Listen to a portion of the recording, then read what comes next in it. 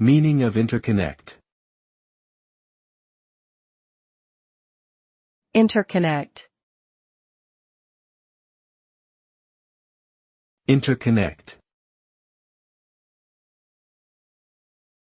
Interconnect.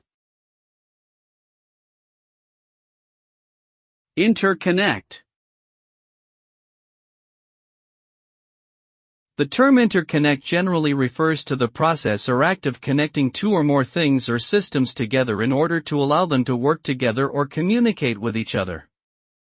This can refer to physical connections, such as linking computer networks or connecting electrical circuits, or it can also refer to more abstract relationships between different entities, such as interconnecting ideas or concepts. Overall, the term interconnect refers to the idea of creating linkages or relationships between different elements in order to create a more integrated and cohesive whole.